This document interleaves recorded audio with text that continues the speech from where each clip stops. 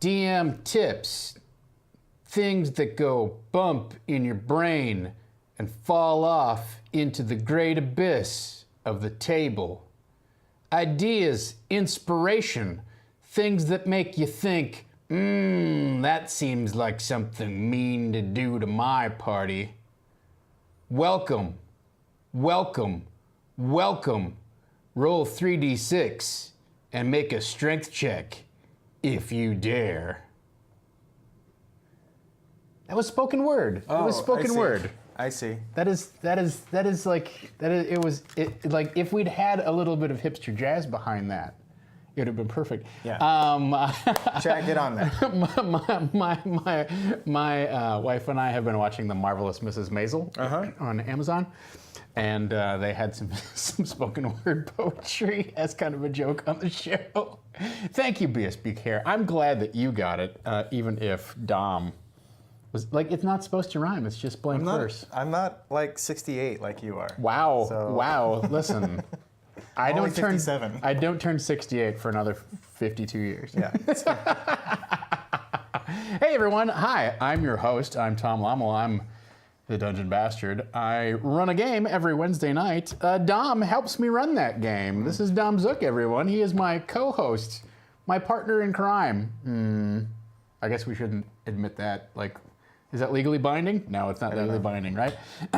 So on Tuesdays, I prep my game. That's what we're here for. On Wednesdays, I run my game. That's what you'll be there for. And on Thursdays, we come back and talk about how it all went. We'll get to that. How's that? We'll get to that. Come back, circle around and see how we did.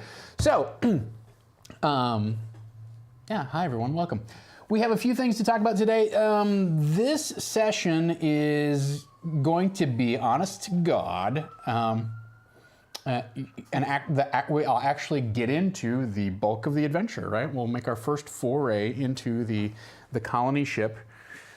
I'm also joined here by my tiny deer dog, Luigi, who's mad that he hasn't gotten a French fry in 35 seconds. So, hey, lay down. Lay down. I know, there's no rug. Hey, Christian, thank you so much. Subbing up. Don't forget. I get that reroll. Let us know. Lay down. Maybe Luigi gets the reroll. Lay down. No, you didn't. Okay. You didn't bring a blanket for me. I'm really angry. Rough. It's a really rough rug. What is this carpeting? It hurts me. It pains my delicate skin and bones. That's all I have is skin and bones. There's no fat there. Well, we'll feed you enough French fries. We'll change that, right? Hey, so. We're actually going to get into the adventure after some overland travel and some introductory hijinks that we have now largely dispensed with. We will actually get into the meat of the adventure. So we have several large, rather important topics to talk about today, and it doesn't even cover everything that we have to kind of account for, right? So we're going to talk about making the concrete abstract environments and items. We are going to talk about Boulder parchment shears, thank you. Yeah, Boulder parchment shears. Get it? Yeah, I got it. Thanks for Twitch priming up. Appreciate it. And then finally, we're going to talk about some tech tree tinkering, right? Those are the three things that are on the agenda for today. So, where does all of this come from? There's unintentionally a bit of a theme today, and that theme is, oh my God, let's look at this map, right? So where is our, I love this is the illustration booklet. I don't know if you want to flip back over to. Ooh, Tom, you do get a reroll. El Cam, yes, thank you. I gotta find the map. Are the maps at the end? Is that what they did? No, the monster's at the end of the book. That's all wrong. It's all set up wrong. Illustration book.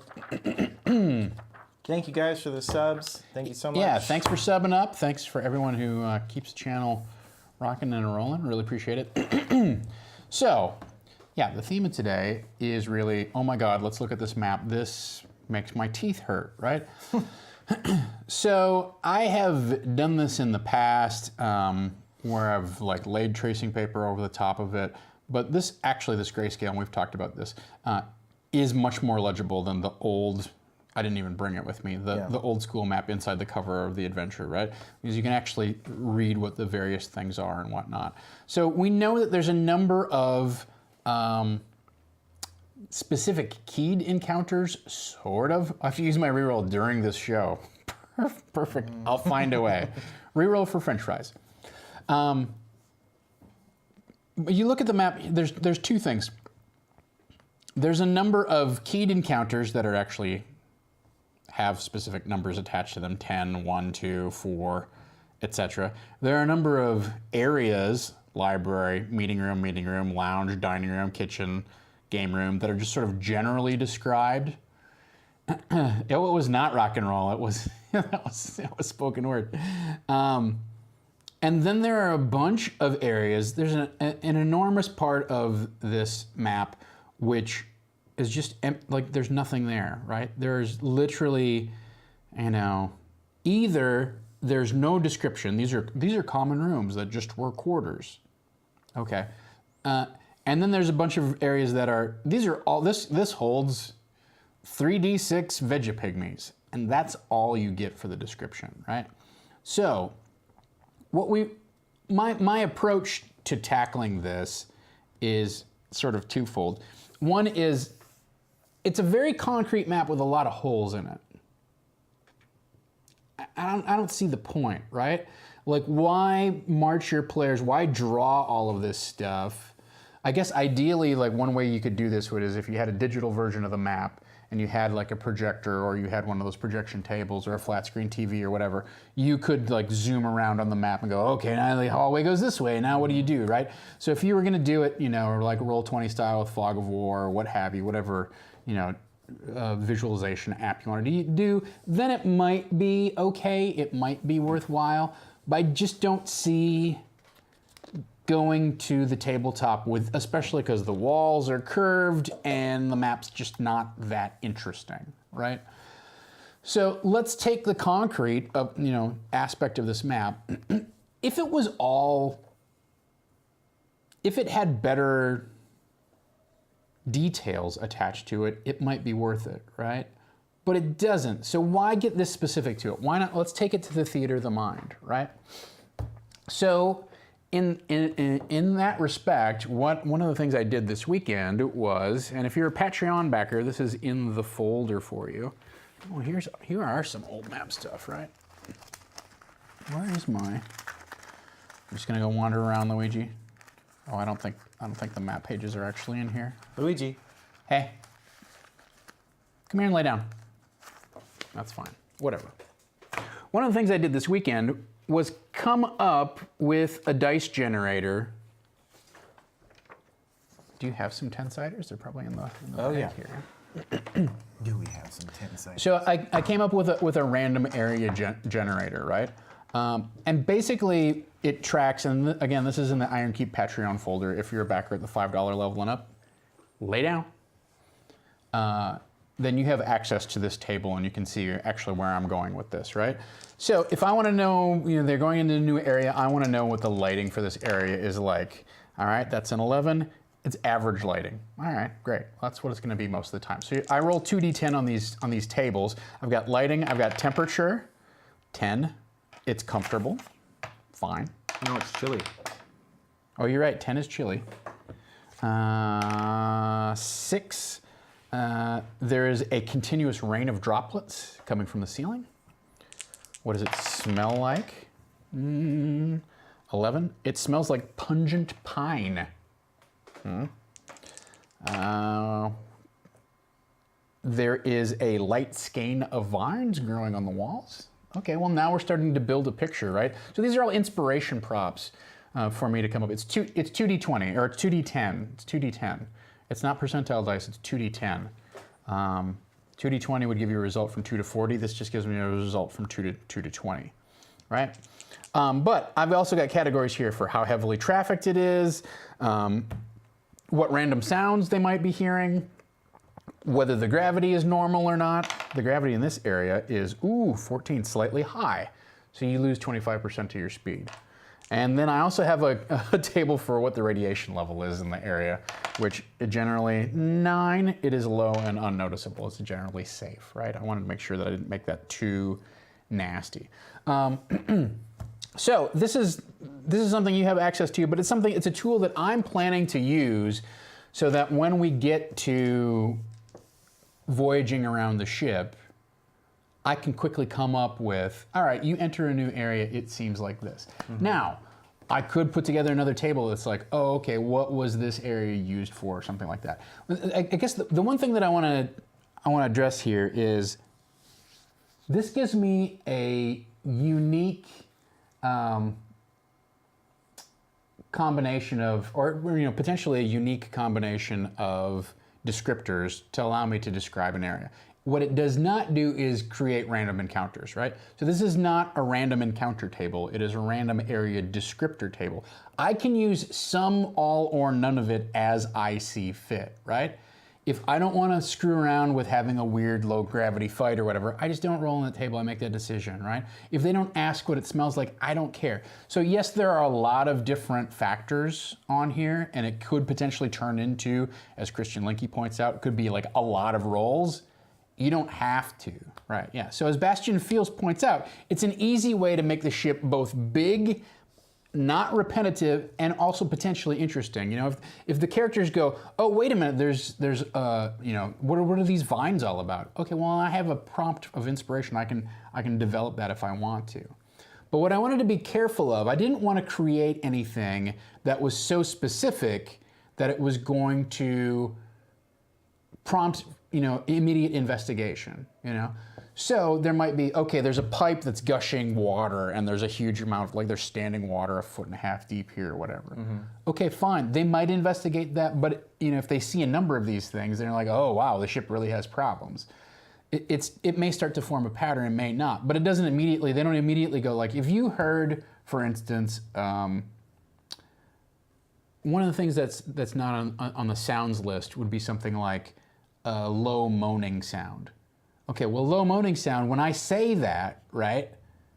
Oh, okay, there must be a creature, something's making this noise, right? Now, all of a sudden, the player's kind of ears are up, and they're like, okay, well, where's the person that's making this? I want to go talk to this person. I want to see if they're a danger to us or a threat to us, right? There are things on the list that are dangerous that maybe make you go, oh, we better get out of here fairly soon. But there are not things on here that are intended to prompt a specific encounter. They're really just designed to give an area an interesting and hopefully unique feel, right? So that they go, oh yeah, remember when we were back in that place that had the low gravity, but had all of the plants overgrown on it? We should go back there and find and I can insert whatever encounter I want to into that. So it may take some work for me to, there's a couple different options here. I may want to just track, oh, okay, well, they met, the Vegapygmy area, when they wandered into the Vegapygmy area, it had these following characteristics, right? Well, 2 points. One, I can either write that down on the fly and roll this stuff on the fly. But more importantly, if you worry that, okay, this table with its 9 different dimensions and its huge variety of results is getting way too complicated, guess what? I can spend 15 minutes and come up with 6 different areas for sure, right? And just write them down. Bam, bam, bam, bam. This is a area where the light is flickering, it's chilly, there is a mild surface condensation, it smells rancid and sour, there are light patches of scum, it's been disturbed once or twice, da-da-da-da-da, right? So I can very quickly pre-generate this stuff. And we've talked about this way back when we were talking about Storm of King's Thunder, when we were talking about random encounters, right? But you can preload these areas, so use these tools to come up with, okay, when they go over into the west end of the complex, gravity there is heavier. When they go back across the ship to the east, da-da-da-da-da. Now, as BSB Care says, that may prompt investigation. That's a whole separate issue, right? What that issue is at what point do they realize they're on a ship, right? I think fairly quickly they're going to realize they're on a ship. specifically they're going to realize they're on a spaceship, right? So then when gravity starts to change, I don't know how much more investigation it's going to prompt. Once the players on a meta level go, oh, we must be on some sort of spaceship, and then that somehow kind of like realization bubbles up through their player characters, all of this stuff becomes interesting background description and no longer becomes, oh, wait a minute, what's going on? Why? The radiation's really bad here. How come? Yeah. Right. Yeah, so Bastion feels, to address your point, there isn't an entry on here for low moaning, but there is an entry on here for random buzz, grinding, vibration noise, or a gentle whirring, or a low hum, or whatever, right? High-pitched oscillation, and they all sound like artificial noises, right? I made sure that I described them all as artificial noises. So, do you have your lunch over there? Nope. Okay. What a bad dog. What is radiation? I mean, so what's interesting about that is that is something that we will need to address, right? Hey, Luigi, come here. What? Come here and lay down. Come on. Because on some of the other decks, there are radiation leaks, right? Maybe they actually left that information off of here. That's interesting. Off the maps? Off this version of the maps, because in the other version of the maps, they had radiation leaks. It's not on here. In the original adventure, radiation leaks are something that are supposed to be accounted for. Now, maybe they only say it, hey, lay down. Maybe they only say it in the area descriptions and then it's not on the map anymore, which would actually be fine too. But that is something that we need to consider is, what is radiation? What does that mean? What's the game effect? What are the mechanics of it, etc. Now, my personal interpretation is that it's not necessarily 100% radiant energy, but it interacts with radiant energy, right? So, so we'll see that. It's tricky, right? Because like, what's electricity? Is that shock energy? Shock damage? Okay. But then what's radiation? Is it radiant damage? It seems weird that a radiant power is usually healing. Do we heal stuff with radiation? Well, it's healing unless you're undead. But right. But yeah, I mean, I always thought of radiant almost as a heat kind of thing. Now you can take fire damage and stuff, but right. But radiation is generally a sickness. Like you can there is a heat element to it, but right. Also it's almost more of a poison damage kind of thing. I would feel like. Yeah.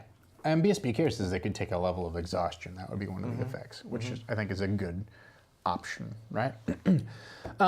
So that's my approach in terms of, I realized that if we can get away from being literally like someplace on the map, then we can use this technique to help us describe the ship in specific detail, but it can be literally as big as we want to make it, right?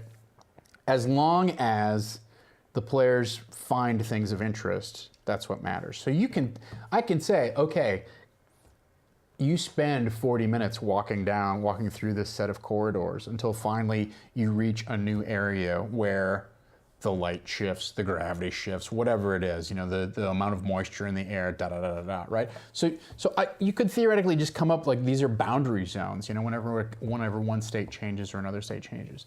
I think the other thing that's important here is, well, we're gonna talk about that later. So, would you?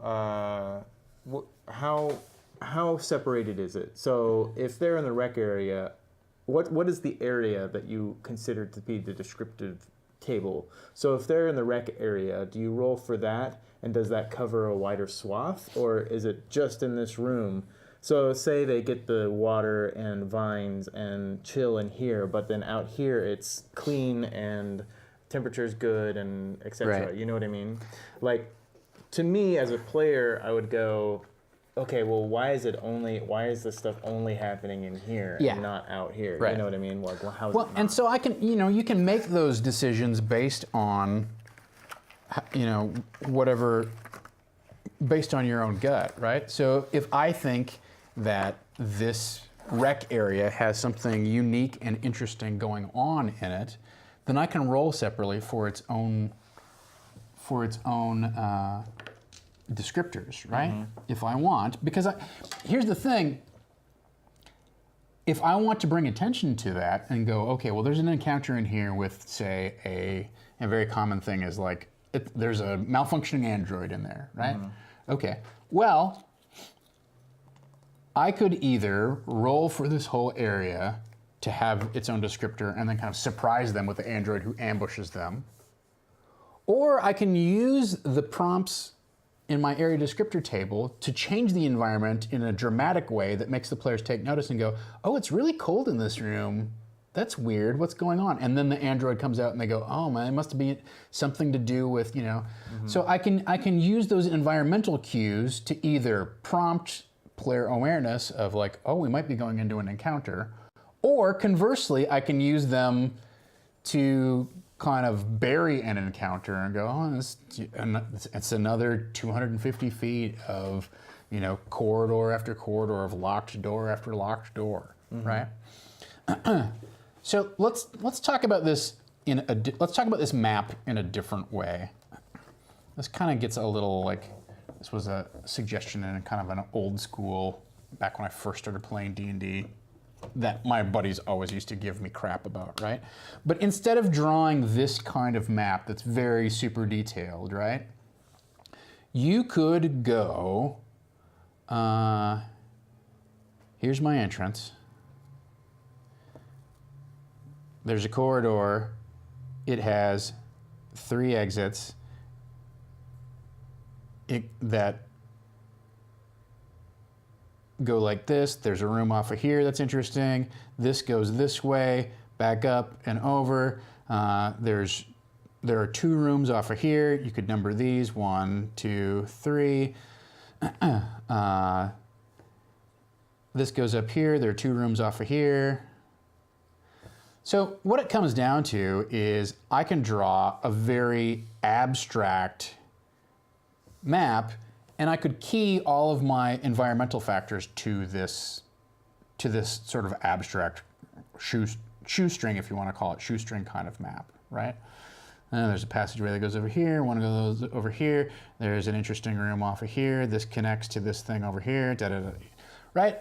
Now, you compare these things, and you wouldn't necessarily be able to go, oh, well, this is 350 feet away from the kitchen or the lounge, right? You can't get an exact distance. But the truth of the matter is, on this particular map, nobody cares. It does not really matter, right? Especially if one of the advantages to abstracting away from this thing is we can really describe the ship and paint it as far bigger and more abandoned than it actually is, right? And we can create a sense of kind of like how epic and vast the mission of the ship is, without having to go, okay, so your movement is 25. All right, are you dashing? No, you're doing your standard. Okay, so you do a double move, you go 50 feet. You go 1, 2, 3, 4, you go 6 rounds, and then you come to a T intersection. And then, okay, so you want to get there, it goes off this way 180 feet, it goes this way off 40, like that sort of ants marching type of description. Come on, lay down. That sort of description just gets tedious, especially when there's so few areas of interest attached to any of these things, right?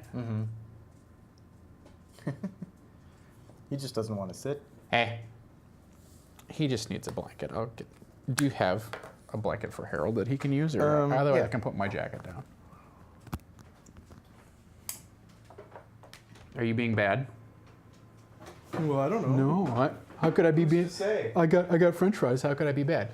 So yeah, as BSB Care points out, you could use a flowchart. You could create a flowchart of these areas that allows you to filter in a little bit of description and give the impression of just how. Okay. Are you bad? I'm just gonna walk over what I'm trying to do for you. There you go, buddy. Okay. He's just gonna mess it up anyhow, but Yeah. yeah. Hey. Okay. Lay down now. Lay down. Oh. Oh. Now I know where I live. You have to thank Harold for that. So there's enough direction to it that they go, oh, okay, we're over in this part of the ship. But there's not so much specificity to it that they get burned out and tired of the tediousness of going, there's another locked door, there's another locked door, there's another locked door, there's another locked door. When do we find the key card that does that? I don't know how it works. Right? You know, and this is fine, like this is what it was, this is the way that we understood maps back in 1980, whatever it was. And that's the way it was, and it worked for what it was. We're not beholden to that anymore, so let's kind of make a break with that. The other thing that I want to do is allow the players to do some exploration, right? So if they choose to, like, okay, we're going to go down this corridor room by room. We've got a jet black card and we're going to open every single door that we come to because we need to find whatever, X MacGuffin, or they just go on a, you know, greedy hunt for loot and whatnot. We're gonna just like churn our way from end to end. Rather than going, like giving them the whole punishing speech of, well, it's gonna take a really long time, you guys. Let's create an opportunity for them to actually capitalize on that and abstract that as well. So I'm not sure how well it's going to work, but I have broken out my old 4th edition 4E Gamma World item cards, right? Like junk card. They're not junk cards, but they're like Omega items, right? They're the Omega cards. So basically things that you would find in Gamma World. So this is a mini computer tablet that makes it easier to hack mechanical and computational devices. I'll probably go through and like kind of vet these, but I like the idea of going, okay, you find a cracked ray gun, right? Well, now I have an idea of how I can describe that, and I know what it does and how often it functions and that sort of thing, right? Also, the 4E level of power on these things isn't like wildly crazy, right? So this is an ornate pistol that fires a ray of energy. Is it radiant energy? It is necrotic energy, but it does 48 damage, plus your wisdom modifier, plus twice your level, right? And the target falls unconscious if they don't make their save, right? So I need to adjust it a little bit, but, Brian, what's up? But I can steal from all of the great work that, you know, Bruce Cordell and his compatriots at Wizards at the time did in coming up with all of these weird items that they created for Gamma World, right? So that's one way to introduce loot, and a lot of it is like short use or single use, right? So that's one way that I think I may come up with. I think they have levels too, right? So some of the step, there's different colors on here. I think the colors of the headers of the cards. You know, this is a particular brown. This is a particular brown. This is like a lighter, but they also have like a key on them. There's a couple different keys up in the corner and whatnot. So I haven't fully thought this thing through in terms of what it is, but I do want to make something similar to this random descriptor table, but something that's like basically kind of a random junk table, that there may be useful things in there for them to find, but it's not something where I have to like go through and pre-populate every room or make huge decisions about, right? So that's a piece of inspiration that I have to flesh out yet, but I feel like if we're going to abstract the rooms, if they decide to go into areas that are not covered on the map, let's give ourselves some tools so that we can either pre-populate what they might find, come up with a menu of what they might find, or at least give us prompts for inspiration so that in the moment we can go, oh, okay, you know what, this is like a little like kind of like a teleportation device, but it's only for one person and it only teleports half of them, so they end up like splitting themselves like they're in two places at the same time, but half of them is 20 feet away or something like that, right? So. We talked about this a bit. Oh, Brian says he'll chip in for $10 if Havana gets a jetpack. You don't know the problems you. I don't think he needs to know. I think he's just anticipating. We talked about it last time, but we talked about player understanding of these things. So if they got a ray gun, they have no idea what that is. You know? They have no idea. So while you hand a player and you say, here, you have a cracked ray gun, and it can shoot and do this thing. Yeah. But your character has no idea what it is. You know. So there's two challenges there. One of them we're going to talk about both of them, but one of them that brings us to our next topic, right? So the first challenge that as GMs we need to address with that situation is we need to describe these technological items using medieval terminology, or at least fantasy world terminology. And you've already seen this a little bit where I've said something like, oh, it's highly polished metal that shines almost a perfect reflection. No, it's actually like glass that's like a mirror glass, but they would never understand that it's glass, it's a bent mirror or something like that, right?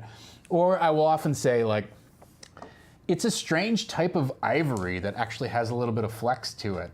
Well, that's plastic, right? So you need to come up with some ideas of, okay, before you see some sort of strange ivory tablet that has a number of blinking gemstones in it. All right, well, that's obviously like a computer with like different lights lighting up, right?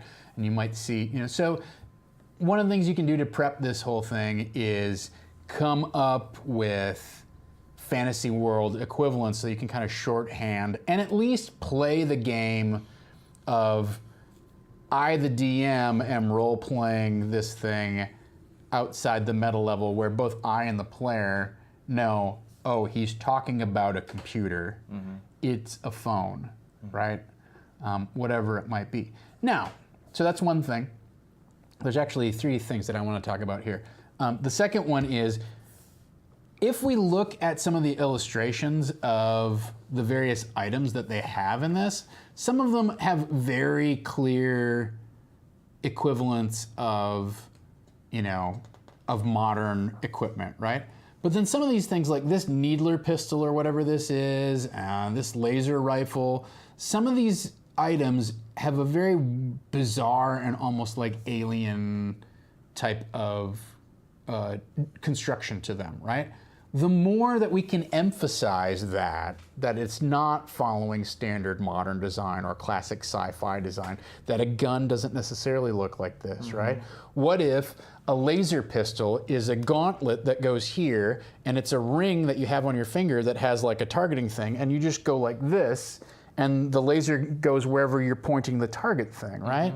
Okay, well now all of a sudden it's not a laser pistol, although in the game that would be a laser pistol. Likewise, okay, what if you had a laser rifle where the power pack goes around your neck and there's one bracer on your arm that's another focusing lens, and there's another thing on your hand that's another lens, and you go, now it's bigger. It's clearly like it's the same thing, but it's bigger, right?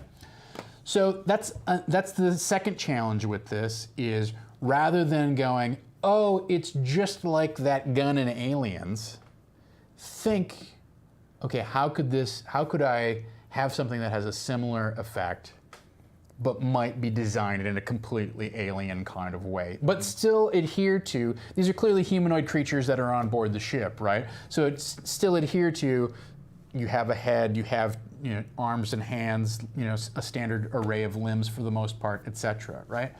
So that's part of the challenge, is that you can make the item more alien by changing the basic design and ergonomics of the item, right? So the third part of this that I want to talk about, can you grab either a Kleenex or whatever and I'll kind of erase this? I forgot to get one when I sat down. So the third part about this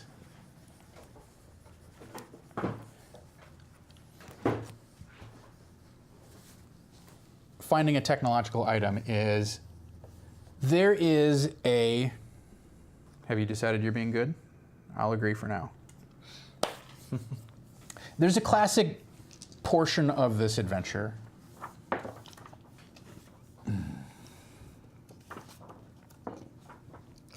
Let's find it together, shall we?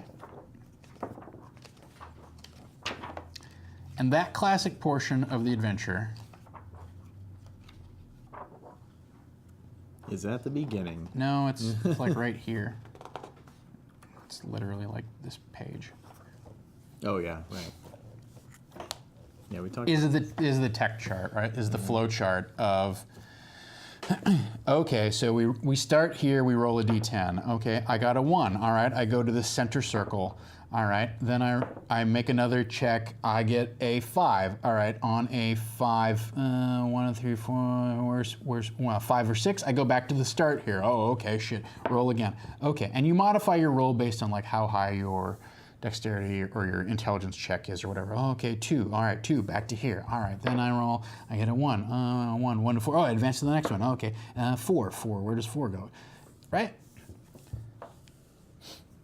This is a DM tool, and we've talked about this before, that's basically sort of like a mini game that the DM plays in order for the players to kind of get through how to figure out how to use something, right?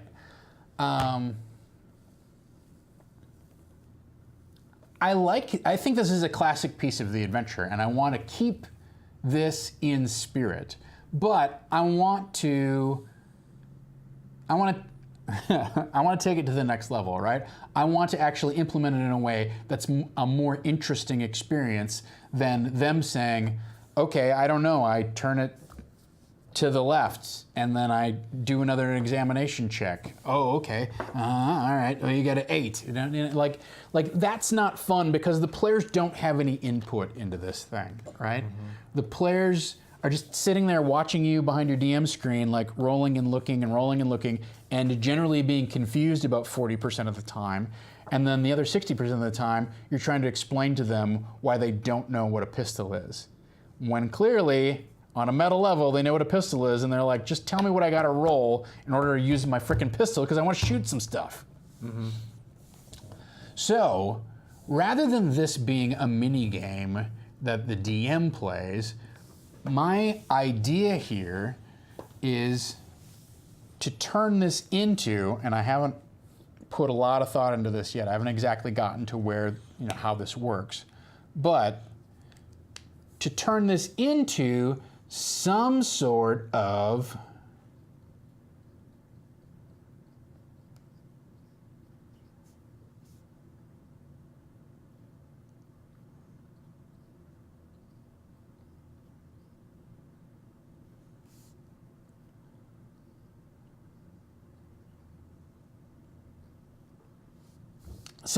game that the players play along with, right? So have an actual, essentially like a board game, have the game be some sort of mini board game that you get out,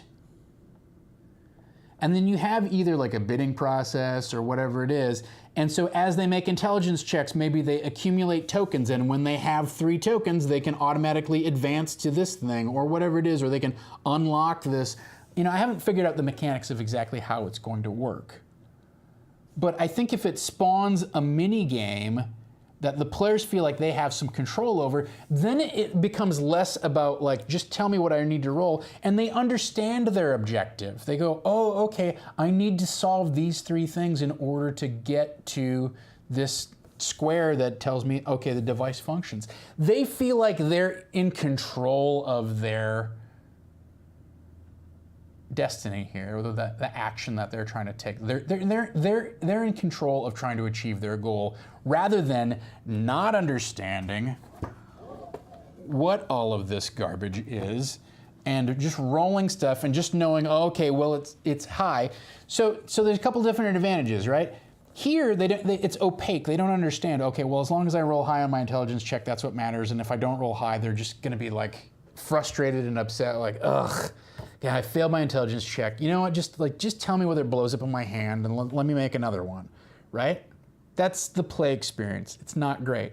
When you create something that's more complex, but that they're actively involved in, you can have a thing where, okay, check off a failure box, check off a failure box, check off a failure box. Now you can no longer get to this thing, right? Or maybe it destroys the item or whatever it is. But you can have them have some consequences or resources that they manage in order to reach a particular consequence, right? They can see it coming. They can go, oh shoot, if I fail this one more time, it blows the thing up. And they feel like it's their fault because they're rolling. Even though in this scenario, it is their fault because they're rolling, but they don't understand the mechanics of what causes that failure condition. So there's no stakes for them, right? So we've talked about this before, is that people aren't afraid of the dark, they're afraid of what's in the dark, right? If it's just dark, you have no information, I don't care, right? Mm-hmm. So it's the same thing here. This is completely opaque. It's like a random encounter thing, right? The other thing too is here's the other part of this that's important. You have a lot of different a lot of different options for how to create this little mini game. I don't think it needs to be super complicated, but the other advantage to this is you can create areas on the board for the other players to start off in, and they can make a roll. And so together, everybody's participating in it, rather than Eric takes out, the lightsaber and points it at his head and starts fiddling with buttons, right?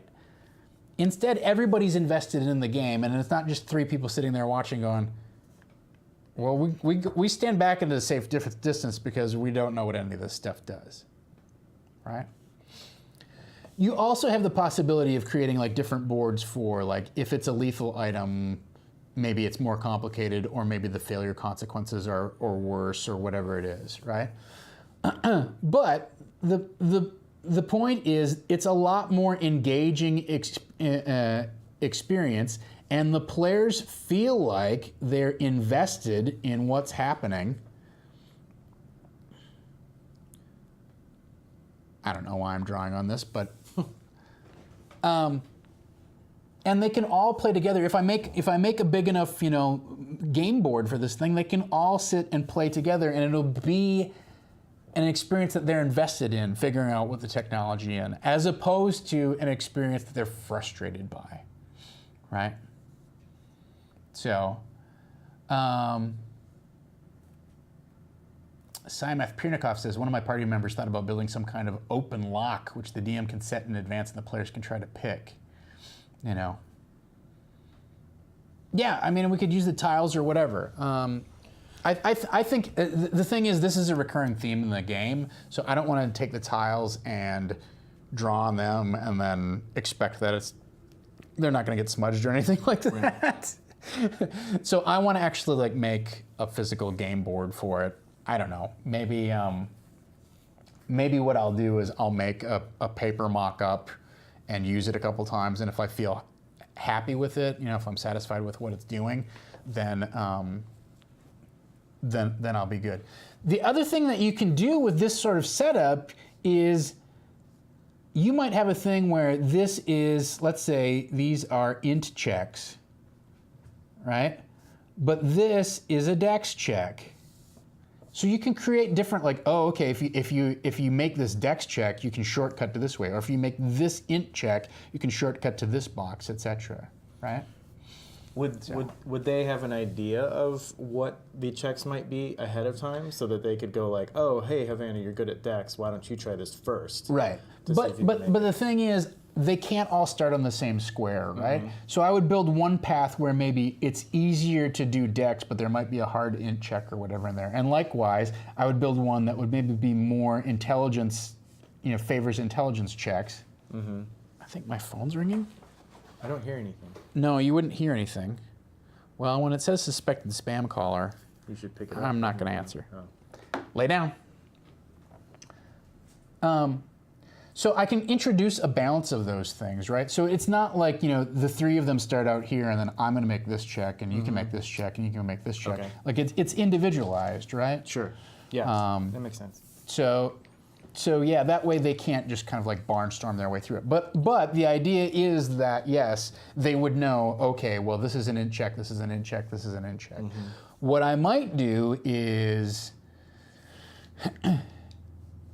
let's say these are int checks, right? I might have sticky notes that say, okay, well, this DC is 14 and this DC is 16, and this DC is 18. So if you make an 18, you can go right up to here. If you make a 16, you got to follow the shorter path or whatever. So that's So that's that. What I might do is have these be sticky notes so that I can adjust the difficulty for certain items. Like if an item is easier to figure out, or they have experience with something similar before. Otherwise, I might just say, okay, well, you're automatically unlocked for 2 of these because you know that you have experience with the pistol version of this. This seems like a similar type of item, right? But that's the basic idea here. Is that we're talking through the tech tree, right? But this is the tech tree kind of replacement. So it becomes, why make it a mini game that only the DM is involved in when you can make it a mini game that the whole table is involved in? So. Yeah, I mean, if Grayson wants to destroy stuff, that's fine too. I have a feeling people won't let him. People. Those people, they get in trouble so often. Yeah. That's the idea. It's extremely rough, right? But I have a place to start from, right? I know what some of these consequences are. And I kind of have an idea of how they might occur or whatever. There's nothing wrong with these flowcharts, except that these numbers are all super ass confusing. I would color code them. And also they need to be, they shouldn't just be like random 1 through 10s. They should be potentially, I don't know, they might be DCs. On the other hand, it could be a thing where if you make this check, okay, you get 2 tokens, so you can either add or subtract that amount from your number, right, when you spend them. So it'd be sort of like bumps, right?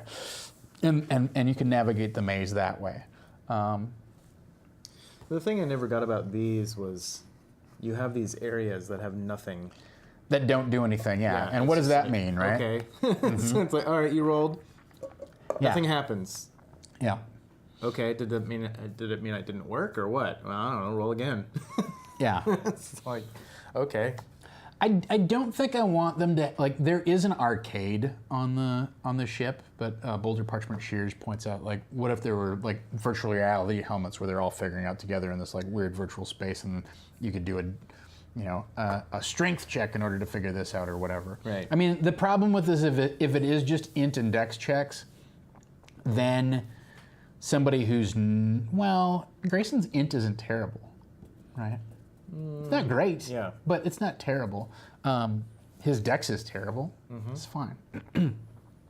But I think you could do a thing where they're not just standalone checks where they could sort of build up. I don't want it to intrude on the fiction of what's happening with the players. when we go into this mode, it really goes into like kind of like meta mode of ka-chunk. Forget your characters. We're playing this game for the next 5 minutes, and at the end of it, we will know whether you had successfully figured out the device or not. Mm-hmm. Yeah, Bastian Fields suggests that maybe we take a copy of Trouble and we replace the graphics and put a D20 in the bubble. I mean, that sounds awesome. I don't have time between now and tomorrow to make that happen. You could just use Mastermind. Yeah, Mastermind. Yeah, do you remember that? I don't remember that. Remember Mastermind? No. So it's 2-player, and guy would have a little screen here, and he would have a color combination of dots, and then you had like 20 chances. The other player had 20 chances to guess the correct color combination.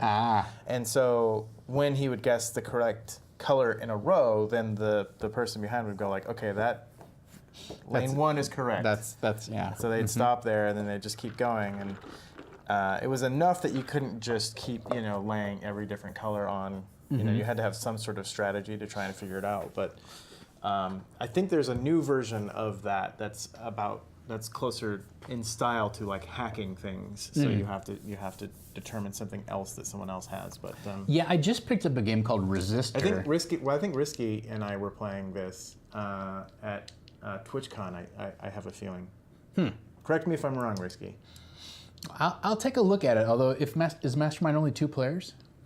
It is, although you could easily have multiple people, thinking about the color combination, at the same time, the strategy of it. I'll have to look it up when I get home because I'm not familiar with it. Like I think of Sorry or whatever. Like Sorry would be an easy thing to kind of replicate with maybe just a couple twists or whatever.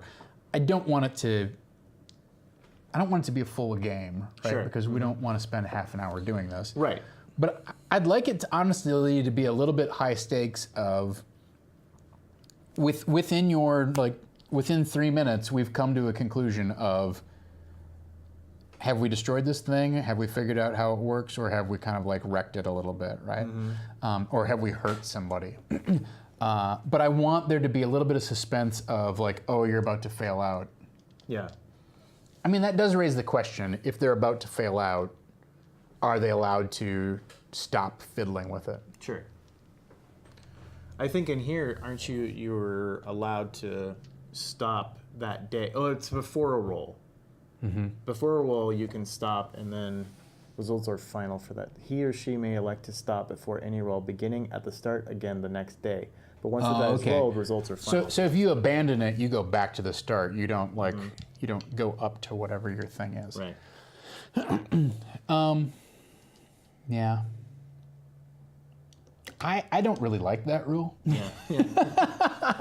Well, I mean, yeah, it just perpetuates things. It depends on whether you want, or the players more specifically, if the players want immediate gratification, or if they're just going to go like, okay, cool, and put it in a pouch. Well, I think whenever I guess my point is, if they don't want to look at it right now and figure out what it does, that's fine. But once they do investigate and I want to figure out how this thing works. Once we start on this thing, you have to roll. It's going to come up with a consequence. Now, if the consequence is just you used or wasted a charge and you don't know what it does, you can stop at that point. Yeah. But I don't think you should be able to go to one of these non-consequence squares and go, oh no, I'm over here I have really high odds of hurting myself. Yeah. I'm just gonna stop now. I think it needs to come to one of these resting spots in order for you to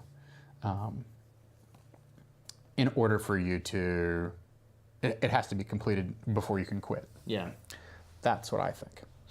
So that was sort of topic 3, and then I guess we're not going to be able to spend a ton of time on this today because I don't particularly want to go over.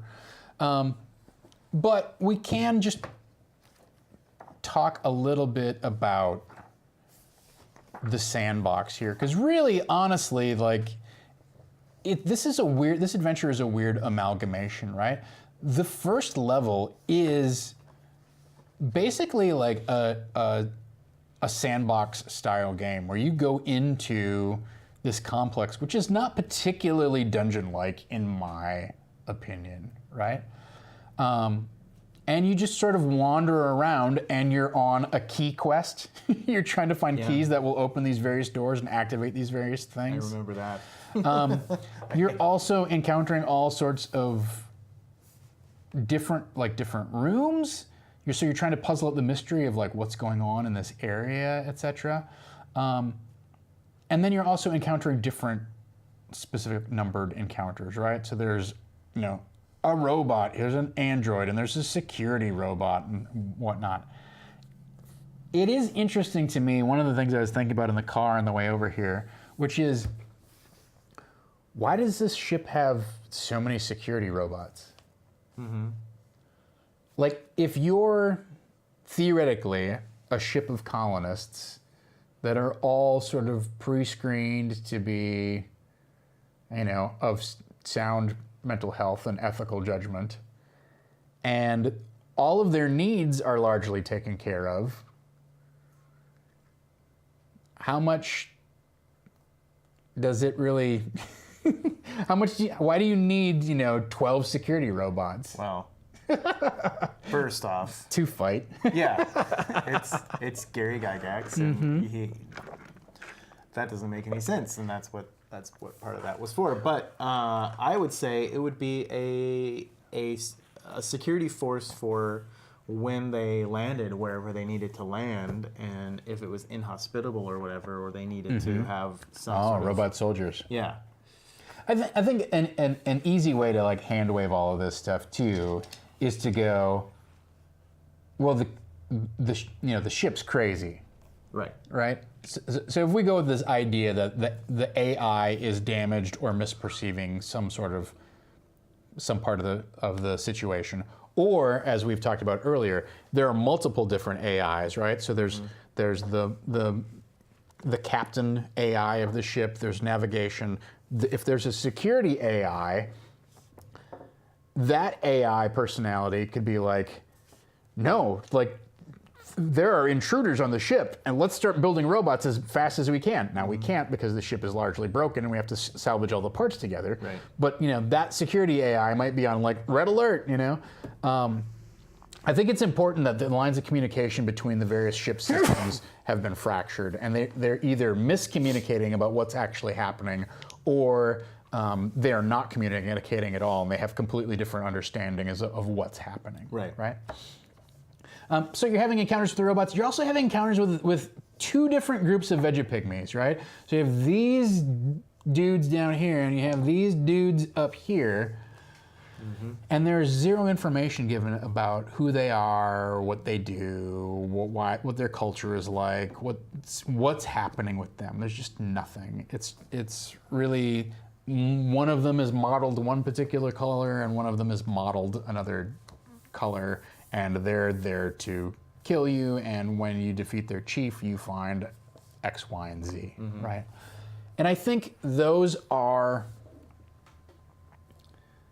missed opportunities for our purposes, right? Sure, for your con game where you're fighting your way to get out, the challenge there is like, how do we not get bogged down into this giant skirmish with Vegapygmies, right?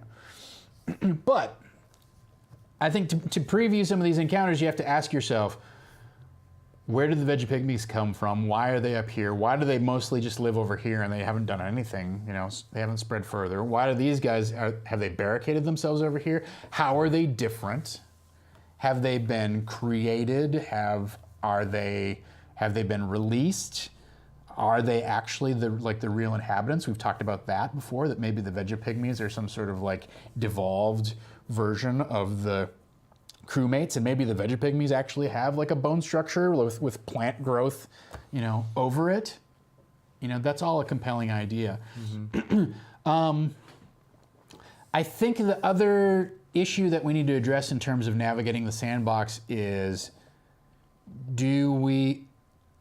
how do we want these various turbo lifts to work? Like as described, they're literally just shafts in the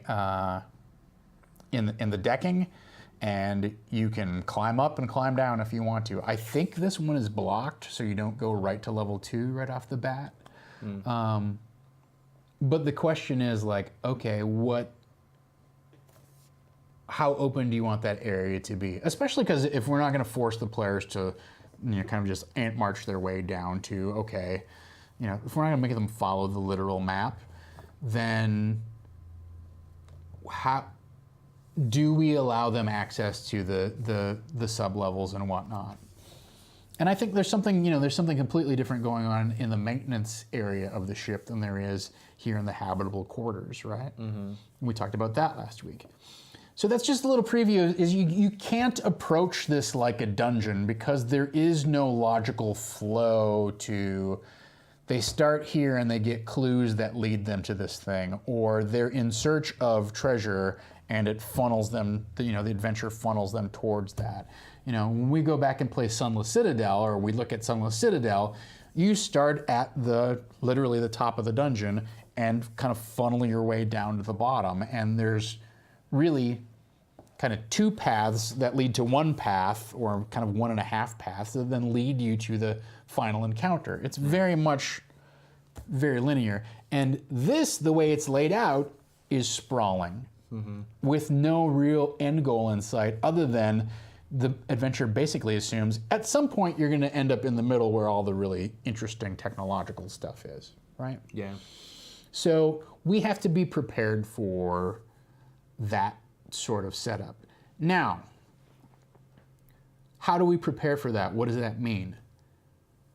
What that means is, because the architecture of the dungeon is not giving our party direction, it is not, either naturally or artificially kind of forcing them or funneling them into a particular end goal, that means we need to provide the party with information or some sort of direction through the encounters that they have, right? So if the adventure will not geographically give them a goal and orientation, then the encounters that they have and the responses that they get from their interrogations have to inform either a goal that we have decided needs to be addressed or a goal that they're coming in with. In this case, we can pretty much guarantee that the first thing they're going to ask anybody about is, where is the God's Fire? Yeah. Take me to the God's Fire. Now, so we have to be prepared to answer that question, like, what does that mean? Do they understand that? Where is it? Etc. We have the potential of creating a situation where maybe, 2 or 3 sessions in, they get to the God's Fire. Like, we could send them on a turbo lift that goes right to, the room with the God's Fire, and they realize, well, in order to take advantage of this, I need to go find this thing and this, we could send them on a key quest or a MacGuffin quest or whatever, that they need to assemble the parts that allow them to activate or safely take advantage of, or whatever it is, right, with the God's Fire, right? But that's the important thing, is that we have this sandbox style layout here of this thing. This ship goes on in every direction. Captain Talon, welcome to the show. Hey, Captain. Captain. But they're coming in with a distinct goal in mind that they're going to want information about. Likewise, the ship itself may have some mysteries that will want to be revealed, right? So, I'm not sure what a V'ger situation is. V'ger, that's Star Trek, the motion picture. Didn't we talk about that? That's the one that I haven't seen. I think I've seen every other Star Trek, but everybody talked about how awful it was and how it was just a retread of an original series episode, that I'm like, why would I want it? If I want to see a woman who is bald, I can go on my Twitter timeline. I get a promoted tweet about it basically every 10 minutes. Yeah. But what Bastian is talking about is that V'ger was the Voyager 1 spacecraft that had exited out of our solar system and eventually spent so long picking up information that it acquired artificial intelligence. and started to become worshipped by other things, and got built a spaceship around it, looking for its master essentially. So it was looking for Earth. Yeah, it was very much, out of all of the Star Trek movies, it was probably the most Star Trek of the Star Trek movies in terms of like with the concepts and stuff. But it was just like a little plotting in terms of stuff. Yeah. Well, so I can tell you that I have ideas for what the God's Fire is and what it's about. It is not a V'ger situation. However, that doesn't mean that there's not a V'ger situation going on here, right? So a very obvious point, and one which I haven't decided whether I'm going to grapple with or not, because it seems so on the nose. But the Vegapygmies could be worshiping or paying homage or have formed some sort of a religion around any of the AIs or any of the technology in the ship, right? So that could be happening. Or, so here's the part that I think is more interesting, right? Because it's pretty predictable for somebody on the ship to worship the AI or one of the AIs, right? That's kind of tread-worn territory there. But it might be more interesting if one of the AIs worshipped somebody on the ship, right? Because if the computer is designed around, let's say, one of the computer systems is designed around servicing the colonists and attending to their needs, the AI may worship these things as like, I have to do whatever I can to please you and to supplicate you, etc. Right? Now that becomes a more interesting dynamic of the computers continually trying to please. And then what's the implication there, right? So what's the flip side of that? If let's say I'm a crewman, right? I'm a crewman who managed to survive the cataclysm that took place the catastrophe that took place on here. And the AI decides to I'm the last remaining crewman. My life is precious. I have to do anything and everything that this thing wants. Well, now all of a sudden you're in the situation where that guy has taken on like a weird godlike status, and does he use this kind of opportunity to become greedy and self-directed? Does he use it to create distractions and interesting things? Or obviously we can put some limits around what the AI is able to actually do. But for that matter, you could have this game room that is really kind of boring with it has a bunch of arcade games in it, and they can use it to train on the various weapons that they might find, because they have the video game versions of those. Instead, what if it was more like a holodeck, and a guy was in there and he'd created this old separate virtual reality that he's sort of trapped in but doted on, but doesn't know whether he wants to leave or not. He's not sure what's outside, and the computer keeps telling him you don't really want to go outside, but it won't say why because he doesn't want to make him mad and get him upset. Right. That's a very interesting kind of dynamic, especially when you introduce the characters. And maybe they free him, and it turns out he's super feeble now, and he knows some stuff. But when he's unhooked from his virtual reality bed, which has been sustaining him for X hundred years, right, then it's a race against the clock. You can see him getting sicker and sicker and weaker and weaker. So I think those are compelling ideas. Oftentimes when I think of something that's predictable, I will go, what's a way that I can really invert that, and then if I need to kind of do some sort of tilt back or tilt in a different direction or whatever. Right. So,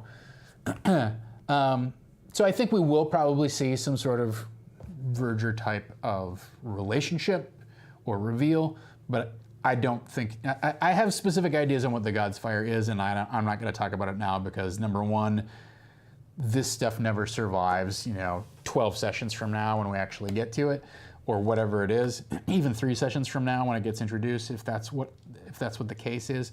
And then secondly, I want to give everyone a reason to watch this show. Right. Right? So, that's a quick look. We didn't go into detail of what these encounters are, but that's fine. And why are the pillars so oddly placed? Level 2. Well, the great thing about level 2 is that this is a maintenance level. This is an engineering level, right? So, it just says machinery. Right. And then I assume that these aren't pillars. I assume this is actually like power conduits and piping and all that kind of stuff, right? So I think there's a lot of interesting opportunities. The other thing too is like what lives in this level. To me, this is a between deck. It says tween deck, right? But I want that to be a special area of the ship that's kind of like separated off from the rest of the. Honestly, I think all of these areas are a little bit sort of self-contained, like they should be, right? Like, if there's the problem with all of these things being open is, well, then what's the interaction, right? From level 3, which is up here by this cargo hold and whatever various weird plants and whatnot are up here. Like between level 3 and level 1, does stuff come up and down? Does it? Is there an interaction between those things? Like, what's the dynamic there?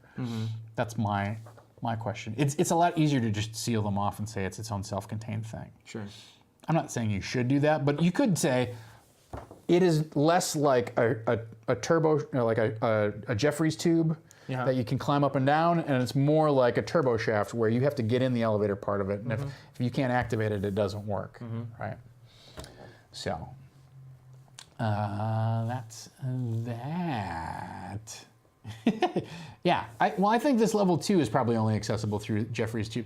It's weird to me. I think in the hierarchy, like the maintenance cards are one of the lowest cards. Like they don't they're like easily found, and I'm like, no, if I'm running a colony ship and I'm setting this up, my maintenance and engineering people have a very specific, very highly secure set of cards that open their thing only.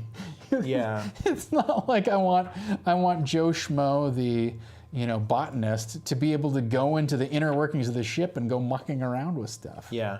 I thought that was funny. So. Good old brown card. There's a lot of adventure ahead of us, and I'm sure it's going to be a little bit of a slog to get to, answering the question about the God's Fire, but I think there's a lot of interesting situations that we can set up here in terms of what's happening. We've got the mystery of the ship. We've got the various inhabitants and AIs who have their own take on what the situation is. And so not only do I think that it's going to be a situation where the players have to figure out how to harness the God's Fire, but I think they're going to have to somehow, fix the ship, quote unquote, or, we've talked previously about how this catastrophe is sort of an ongoing situation, and they might have to address that in some way, shape, or form. So it gives them a lot of like little prongs, like different areas to attack. That gives them a lot of reasons to explore, right?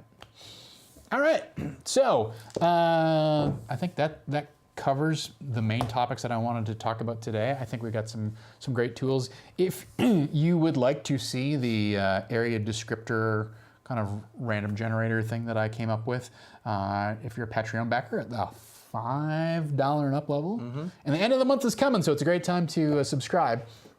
You can subscribe anytime. You can subscribe right now and get access to it. I've put a number of resources in the Iron Keep folder that you can check out. So that's that. So tonight it's the return of Black Bag Detectives. You can check that out at 8 o'clock with Cthulhu's GM. Sure. Wes Otis. the Lovecraftian GM with the mostest. Maybe he's Wes Otis? Nyarlathotep's GM. Oh, or Azathoth. or the Dreamlands. Is that one of the? What are the locations? I don't know any of the Lovecraftian locations. I'm not really up. Yog-Sothoth or whatever. Oh, Yog-Sothoth. Yeah. This is another one. Shub-Niggurath.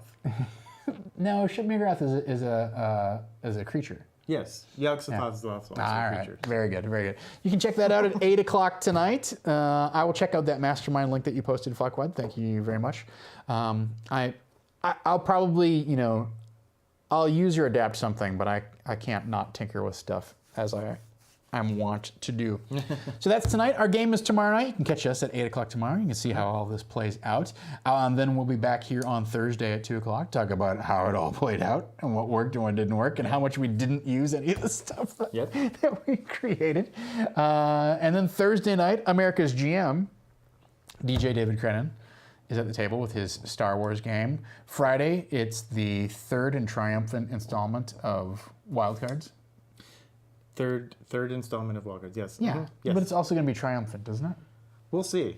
It could. Was last session not triumphant? It not really. Yeah. Well, I guess It ended on a pretty heavy note. Oh my! All right. Well, I'll have to go back and Not for us necessarily. watch but- that episode. Yeah. All right. Very good. Yeah. So you Pyrrhic can victory, I suppose you could say. you can see everything that's on our schedule by doing exclamation point